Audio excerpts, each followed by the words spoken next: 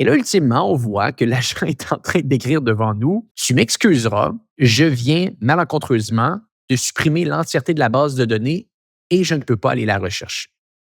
Que ça soit une delete complète d'une base de données ou d'envoyer ses états financiers en ligne ou sa liste de clients en ligne, c'est en train d'arriver présentement au moment où ce qu'on se parle. Il y a des gens qui le font et qui ne sont pas conscients de ça.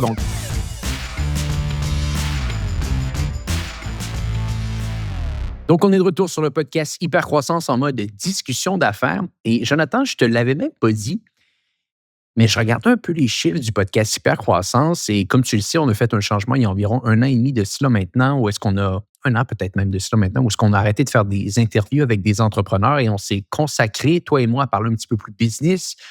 60-80% du temps, on parle d'intelligence artificielle. Des fois, on parle un petit peu de marketing. On parle des actualités également qu'on voit dans le monde des affaires. Eh bien, tu vois, je regarde rarement les chiffres, mais je les ai regardés la semaine dernière.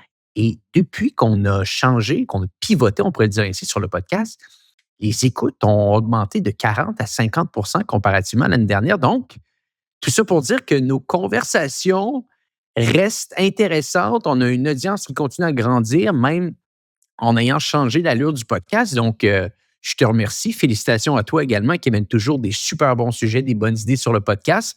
On est toujours d'actualité. Les gens continuent à nous écouter. C'est une bonne nouvelle, ça. C'est d'excellentes nouvelles. Et si vous voulez nous aider, que vous aimez ce qu'on vous livre avec amour et gratuité, n'hésitez pas à le partager à des gens autour. Si vous n'avez pas déjà souscrit à la chaîne, soit YouTube ou Spotify, allez-y, ça nous aide énormément. C'est notre pourboire numérique. Merci d'être là. Merci de nous écouter. C'est un privilège de pouvoir discuter en toute liberté, Antoine et moi, et que vous nous écoutez. Et je pense que ce qui est intéressant dans ce qu'on fait, c'est qu'on partage littéralement, Jonathan, les réalités qu'on vit dans la dernière semaine avec nos entreprises. On a pris, bien entendu, des thèmes que toi et moi, on aime et on essaye de partager ça avec notre audience. Et là, tu vois, on parlait juste avant le podcast d'une réalité que j'ai l'impression que beaucoup d'entreprises sont pas nécessairement en train de comprendre. Et c'est un peu les risques de laisser des agents autonomes travailler un petit peu sur ton ordinateur et dans ton entreprise. Il y a une anecdote qui s'est déroulée de mon côté. Est-ce que tu aimerais que je t'en parle un peu et par la suite, peut-être tu pourrais me dire si tu as vécu des choses similaires de ton côté? Et je crois que ça peut aider notre audience aujourd'hui. Écoute, absolument, Antoine, ça me parle parce qu'on en discutait légèrement hors d'onde et je me dis, faut discuter de ça avec les gens et je suis tellement content que c'est toi qui amènes un peu le sujet parce que sinon, j'ai l'air de prêcher pour ma paroisse. Et c'est important de voir le revers de l'IA et quoi faire attention si vous intégrez ça dans votre organisation. Donc, ce qui s'est passé chez vous cette semaine, je pense que ça vaut la peine d'en parler. Antoine, explique-nous un peu ce que tu as vécu et ce qui est arrivé et je vais rebondir assurément là-dessus. Absolument. Bon, donc, un peu de contexte. J'en ai parlé sur LinkedIn et je crois beaucoup à ça en ce moment. Je pense que les gens, présentement, sont excités par les gains de productivité qu'ils vont être capables de gagner, par la délégation de certaines tâches qu'on va être capable de donner à un agent autonome, Claude Cowork, pour ne pas le nommer, qui est capable de faire beaucoup de choses pour nous au moment où on se parle. Je l'entends, je le vois, vous le voyez, Jonathan le voit, il fait même des workshops en ce moment là-dessus. Maintenant, il y a une différence entre donner un prompt à un LLM pour obtenir une réponse, pour obtenir une information, pour obtenir une recherche spécifique et laisser un agent autonome travailler sur votre navigateur avec, on pourrait dire, un carré de sable de données, un carré de sable de dossiers que vous lui donnez avec quoi travailler. Qu'est-ce que je veux dire par là? De un, si avec votre entreprise, vous n'avez pas fait d'audit de cybersécurité dans les 2-3 dernières années, faites-le et ça presse. Il y a tellement que vous pouvez éviter en intégrant 3 points fondamentaux dans ce que vous faites au quotidien si vous travaillez, bien entendu, dans le service en ligne, un petit peu comme Jonathan et moi. Bien entendu, d'avoir des logiciels de mots de passe encryptés, d'intégrer des doubles vérifiants quand vous vous connectez sur des différents sites Internet. Bien entendu, également d'utiliser des VPN si vous êtes une organisation qui est à distance et que vous n'avez pas toujours des Wi-Fi qui sont super sécurisés. Donc, bref, ça, c'est des choses que n'importe quelle firme va vous dire, mais par la suite, ils sont capables d'aller encore un petit peu plus loin. Et ça, c'est le minimum. C'est le minimum parce que là, en ce moment, les choses évoluent très rapidement. Chez G7, comme chez OpenMind, comme chez beaucoup d'entreprises, on a été excités récemment par, bon, bien entendu, l'avènement de Claude Cowork, la possibilité de créer facilement ou du moins plus facilement, on pourrait dire, des agents autonomes qui travaillent pendant qu'on fait d'autres tâches sur notre ordinateur. Donc, on ouvre un navigateur, on lui donne un mandat précis, il est capable de le faire et nous renvoyer la tâche. Ça, c'est excitant. Mais je ne pense pas qu'au moment où on se parle, toutes les entreprises sont prêtes pour ça, Jonathan. Et j'en veux pour preuve certaines choses qui se sont déroulées chez J7. Rien de grave, mais j'ai été capable de voir une chose qui aurait pu devenir grave. On voit beaucoup de gens sur les médias sociaux en ce moment s'exciter en disant j'ai été capable de tout automatiser avec X, Y, Z. J'ai plus besoin de travailler, je peux rester couché 24 heures par jour et mon ordinateur, pardonnez-moi, travaille à ma place. J'imagine que si vous êtes un travailleur autonome, si vous êtes seul, si vous êtes freelancer, si vous n'avez pas nécessairement beaucoup de données sous la main qui sont d'une importance absolue, ça peut être OK. Parce qu'au final, votre responsabilité ne regarde que vous. Mais du moment que vous commencez à travailler avec de la donnée et vous êtes responsable de choses très importantes comme des chiffres, des datas confidentielles, de la donnée spécifique, là, je vous dis, faites attention. Donc, un contexte. À chaque semaine, j'ai une rencontre avec une personne qui, on pourrait dire, dirige un peu les projets d'IA chez J7, qui s'appelle Tony. Et on a une rencontre ensemble et il me montre un peu les choses sur lesquelles il a travaillé dans la dernière semaine. Donc, chez J7, en ce moment, on essaie de bâtir des agents autonomes pour nous aider sur des choses très chronophages comme du reporting, chercher des données d'une plateforme, les amener dans une autre, bref, bâtir des rapports, des dashboards qui viennent s'agencer à ce qu'on fait avec Data Blaster pour rendre notre travail orienté uniquement sur la stratégie, pardonnez-moi, du déploiement de campagne, l'amélioration de résultats pour nos clients. Bref, un petit peu moins de reporting, plus de stratégie. Rien de nouveau, je suis à peu près certain que tout le monde qui nous écoute aujourd'hui, qui est dans une catégorie similaire à la mienne, pense faire la même chose ou fait la même chose aujourd'hui. Donc, on bâtit des agents autonomes qui s'en vont chercher de la donnée à gauche, la ramènent à droite.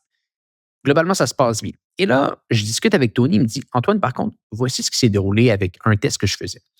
Il me montre le tout et souvent, ce qu'on est capable de faire quand on travaille avec ces agents autonomes, c'est de voir l'évolution de sa réflexion et de sa prise de décision à ce fameux agent. Et là, ultimement, on voit que l'agent est en train d'écrire devant nous, tu m'excuseras, je viens malencontreusement de supprimer l'entièreté de la base de données et je ne peux pas aller la rechercher. Donc là, l'agent dit ça. Donc, qu'est-ce que tu fais? Bonne nouvelle pour nous.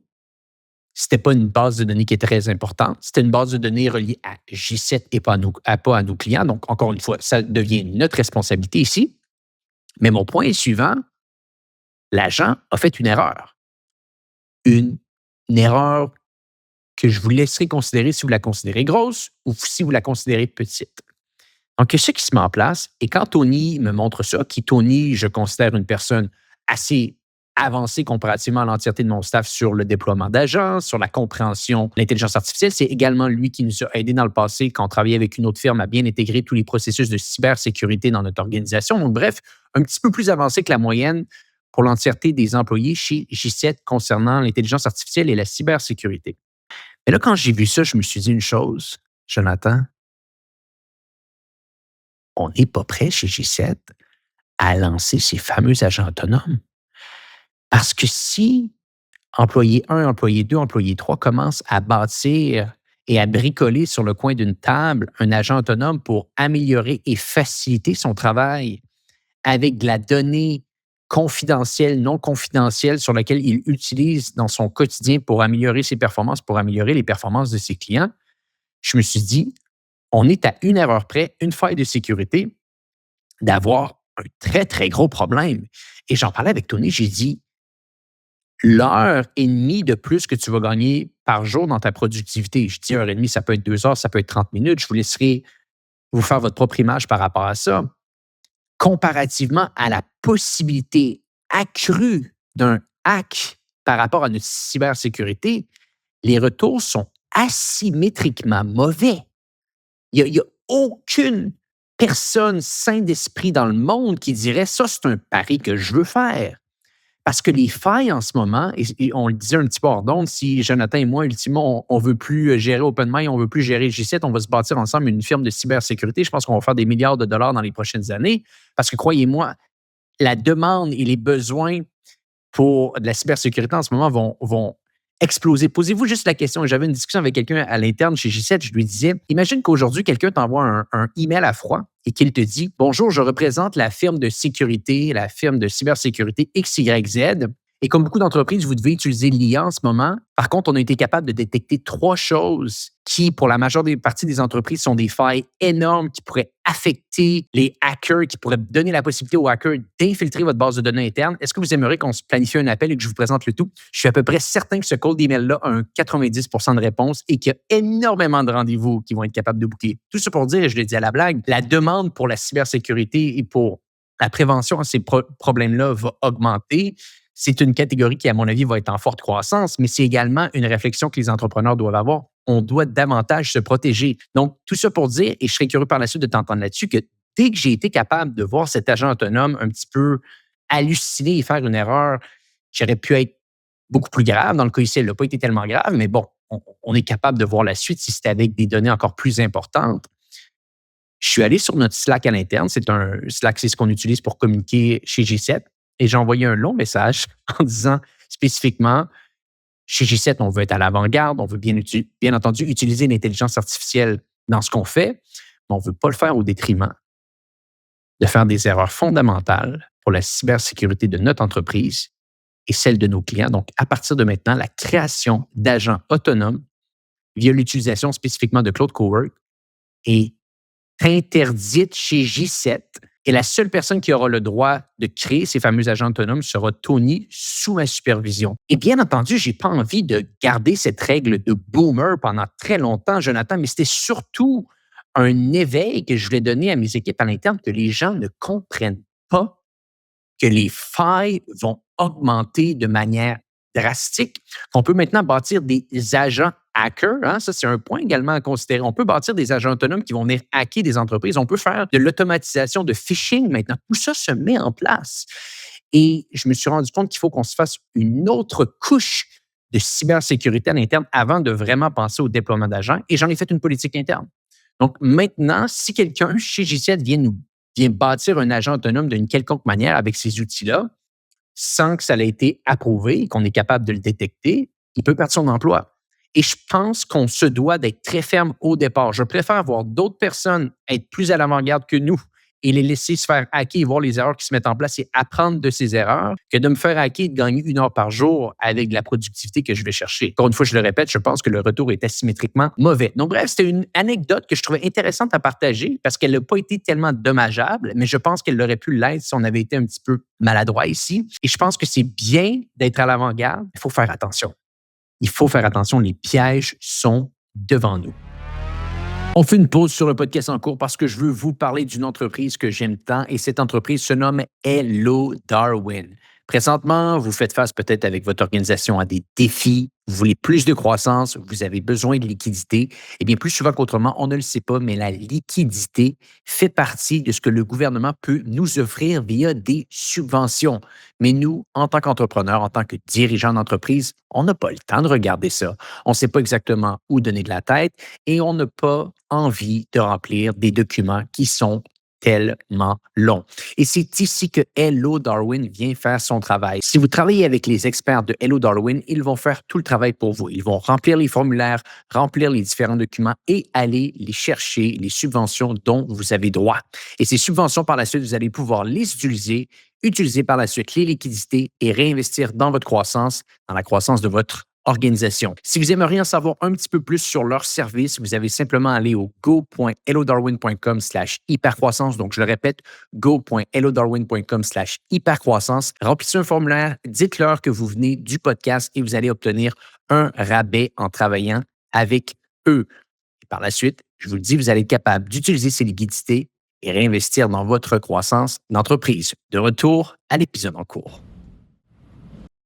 Et que j'en ai long, Antoine, à dire et à rebondir là-dessus. Donc, je me suis pris quelques notes. Je vais expliquer un peu comment on fonctionne chez nous par rapport à ça. Mon but, c'est pas de faire un sermon ou de dire quoi faire, mais je veux dire qu'est-ce qu'on fait chez nous, comment on le vit à l'heure actuelle. Et pas mal tout le monde soit est en train de le vivre ou va le vivre dans les prochaines semaines. Donc, j'espère qu'il y a des morceaux là-dedans qui vont vous servir pour essayer de bouger dans une zone positive. La première des choses, c'est que moi, j'ai mis la main dans Cowork il y a à peu près 4 semaines. Et en quelques minutes, quelques heures, je me dis, mon Dieu, quel outil incroyable, super puissant. Et la ligne directrice qu'on a donnée à l'équipe par après, c'est avec un outil hyper puissant fait qu'on devient avec de grands pouvoirs en tant qu'humain, mais tout grand pouvoir vient avec de grandes responsabilités. Donc, c'est le mot d'ordre qu'on pousse à toute l'équipe. Ça l'amplifie nos pouvoirs, mais ça vient avec de très grandes responsabilités. Et au fur et à mesure que j'ai joué avec Cowork, avec la quantité de fonctionnalités qu'il existe dans le système, je me suis rendu compte qu'il y a beaucoup de risques de sécurité dans plusieurs branches de Cowork puis dans différents types d'utilisation et ils nous arrêtent pas. Hein. Fait que tu as un exemple de dire on se connecte à la base de données et on délite au complet la base de données. C'est le genre de cas qui peut réellement arriver là, au final. Donc, la manière qu'on a décidé à le faire de notre côté, c'est de bâtir un système qu'on est en train de tester avec notre équipe pour les conscientiser aux risques, les éduquer sur quoi faire, quoi pas faire, puis les certifier également aussi, pour être sûr qu'ils ont vraiment compris. Parce que c'est bien beau que je t'explique un concept de sécurité, mais si tu es en train de lire un courriel en même temps, ben, à un moment donné, tu vas faire quelque chose qui fait pas de sens, puis tu vas laisser la porte débarrée, puis quelqu'un va rentrer au final chez vous, puis il va avoir un problème. Fait que notre logique, c'est vraiment conscientisation, éducation, certification. Et dans le cadre d'un outil comme Cowork, c'est tellement gigantesque comme pouvoir, on a décidé de le séparer en différents niveaux. Fait que niveau 0, qui est vraiment un brief de sécurité au départ. Niveau 1, c'est on joue juste localement dans sa machine. Niveau 2, on commence à s'interconnecter à des outils externes.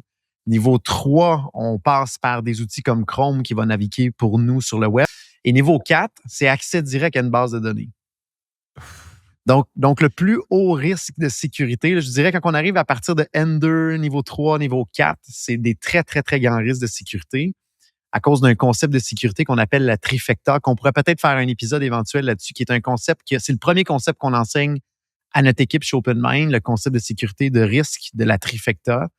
Un coup qu'on assimile ça, on commence à voir un peu où il y a du danger. Fait que dans le cas, exemple, d'accès à une base de données directe, c'est dans les plus hauts niveaux de risque. Mais comme un des mortels qui n'est pas habitué en programmation et en sécurité, on le sait pas, là. On le sait pas, ça, que c'est ultra dangereux puis qui peut décider à un moment donné de déliter la base de données au compte.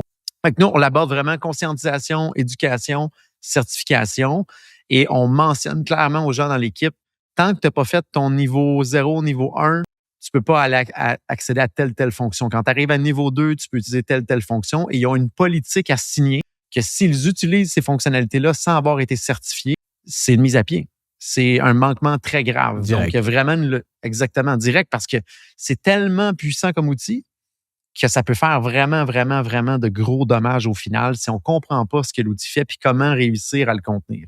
Mais je pense que c'est important de juste s'arrêter une petite seconde là-dessus, puis je te laisserai continuer par la suite, Jonathan. Vous, en tant qu'entrepreneur, ça part de vous en ce moment. Si vous, on parle des chefs d'entreprise qui écoutent le podcast, qui sont tous dans des situations similaires à la nôtre. Il y en a qui ont plus de niveau de sophistication concernant la cybersécurité, d'autres en ont un petit peu moins. Mais globalement, là, si on avait juste à le simplifier, en ce moment, lancer Claude Cowork ou un agent autonome en disant à vos équipes, testez-le et regardez ce que ça donne. On n'est pas au même moment que quand on testait le chat GPT dans le chat et on lui pose des questions, on a des réponses. Ce n'est pas la même chose.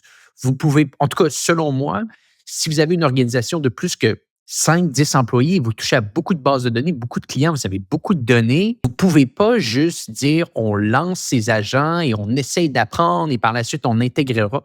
Les risques deviennent, on fait des facteurs de 10 en ce moment là, sur les risques qui sont en train de se mettre en place et je pense que vous allez être dans un moins bon environnement si vous faites hacker que si vous gagnez 30 minutes par jour.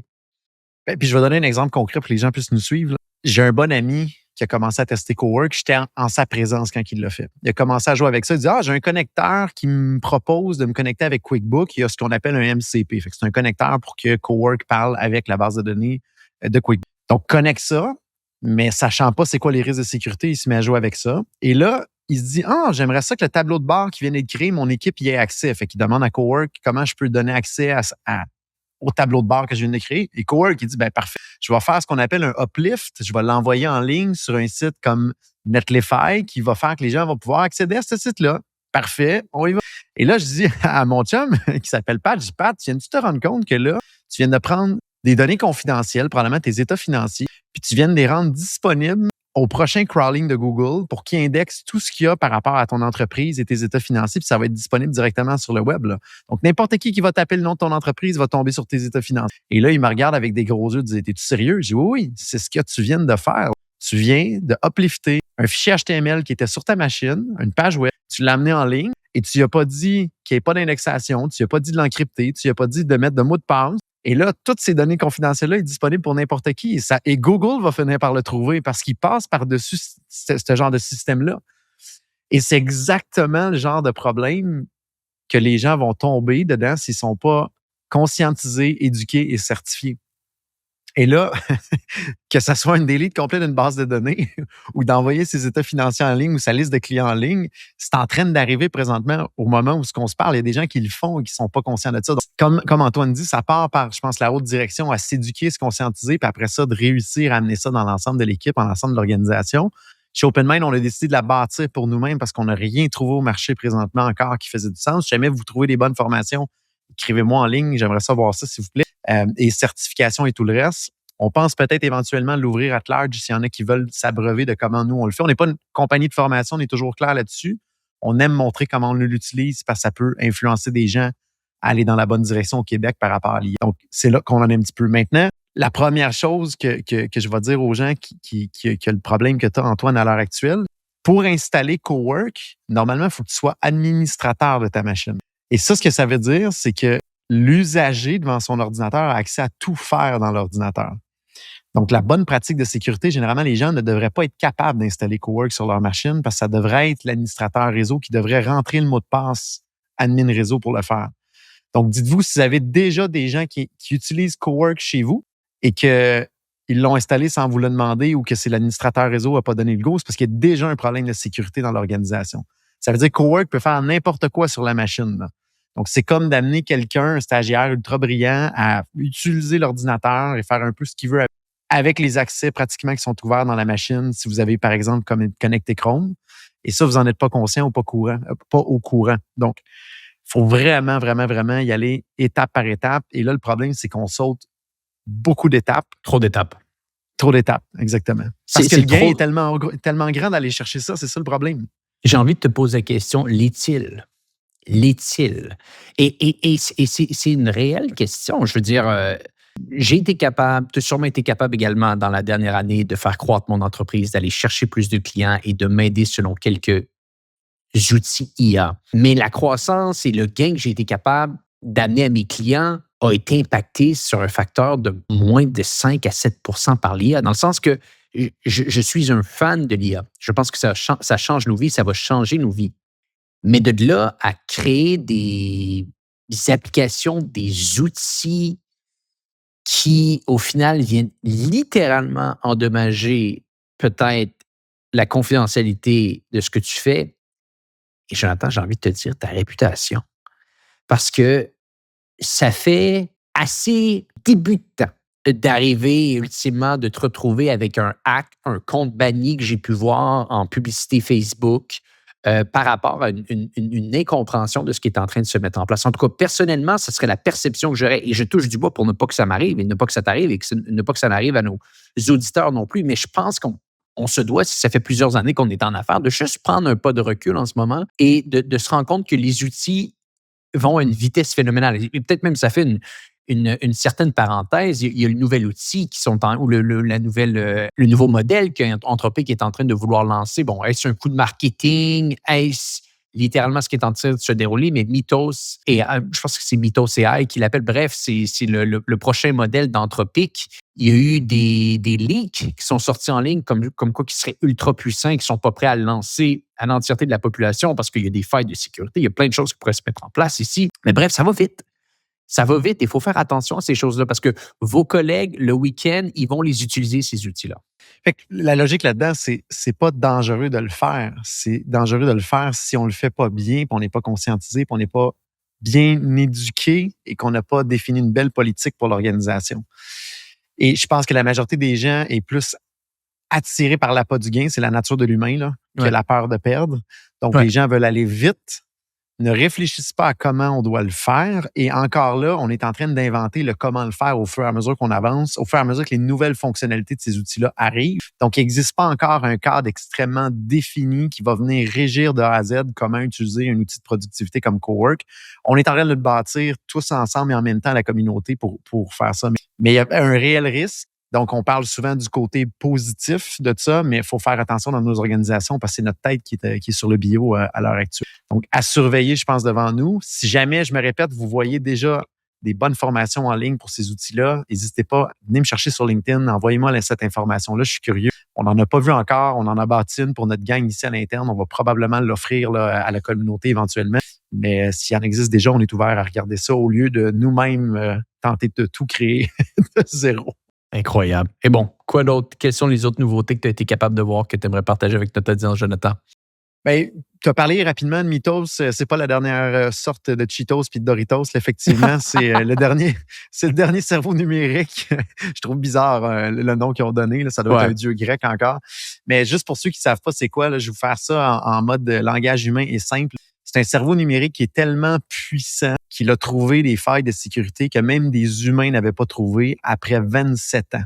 Donc, ils ont trouvé des failles grâce à ce cerveau numérique-là dans des systèmes qui existent depuis 27 ans. Des failles 0D, c'est quoi ça veut dire en français? Là? C'est des failles que personne d'autre n'avait trouvées qui permettaient souvent de prendre contrôle de la machine. Et c'est tellement puissant que Entropic, on dit non, on ne donnera pas disponible à tous parce que il est excellent pour coder. Donc, très bon pour coder, égal, il est capable de ne pas faire de failles de sécurité. Égal, il peut trouver les failles de sécurité dans les systèmes.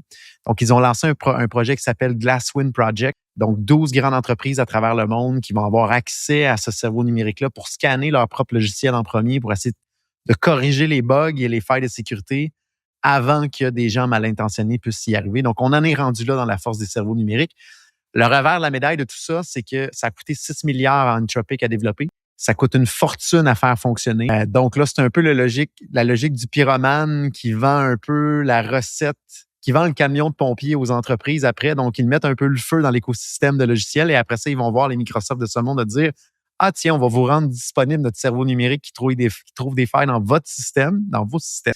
Mais ça va vous coûter cher pour l'utiliser par contre. » Donc, il y a comme la logique qu'en même temps, c'est un peu peut-être un coup de marketing, mais on en est probablement là à date de ce qu'on voit dans les études et dans ce qu'on entend dans l'industrie. C'est rendu à un niveau extrêmement élevé en puissance, tellement qu'on ne peut pas le rendre disponible directement au marché par la suite. Donc, Entropic, OpenAI s'en vient avec son propre nouveau cerveau numérique qui s'appelle Spud, qui est le nom d'une patate d'ailleurs. Ça n'a comme pas de logique. Ils sont tellement originaux dans leur nom. Donc, OpenAI qui est en train de se faire manger la laine sur le dos depuis l'été passé. Entropic est vraiment en train de les dépasser sur autant les fonctionnalités que la rapidité de sortir des nouvelles choses au marché, que de la force du cerveau numérique. Donc, OpenAI, j'espère qu'ils vont sortir quelque chose d'intéressant sous peu parce que ils sont en train de perdre carrément la game devant Entropic au final. Donc, voilà pour cette semaine les petites nouvelles de l'intelligence artificielle. Maintenant, comment ça se concrétise dans nos organisations? Eh bien, si vous utilisez Cowork avec Opus 4.6, vous allez voir, c'est hallucinant quand vous commencez à comprendre comment l'utiliser.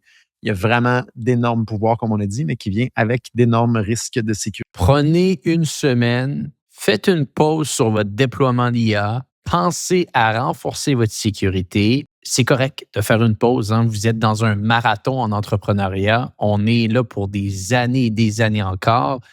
Oui, les choses évoluent très vite semaine après semaine, mais ça pourrait être pas mal moins intéressant la semaine prochaine s'il y avait un bug ou un hack de cybersécurité dans votre entreprise. Moi, c'est l'approche que j'ai prise en ce moment. On fait une pause, on s'assure de bien se structurer pour la suite. Et bien entendu, par la suite, on refera les déploiements nécessaires avec les outils qu'on aura sur la main. Mais soyez conscients de ça. C'est des choses qui sont importantes, des choses qui sont moins sexy, mais que l'entrepreneur moyen, j'aurais tendance à croire, vraiment une limitation sur sa compréhension de la cybersécurité. Et je faisais partie de ces gens-là il y a 4-5 ans de cela. La misère à comprendre vraiment pourquoi avoir un logiciel de mot de passe encrypté, pourquoi avoir des doubles authentifiants, pourquoi avoir des VPN. C'est des choses qui, des fois, on ne comprend pas tellement, mais que finalement, quand tu commences à analyser en profondeur tout ce qui se fait en ligne, tu te rends compte que, wow, c'est donc bien risqué de gérer mon entreprise avant de faire ces ajustements-là. Donc, soyez conscients de ça, surtout à l'ère de l'intelligence artificielle. Et le risque est en train d'augmenter. Donc, voilà, c'est tout pour cette semaine. Jonathan, merci d'avoir été avec nous aujourd'hui. Pour les gens qui nous écoutent, on se dit à bientôt pour un prochain épisode du podcast Hypercroissance.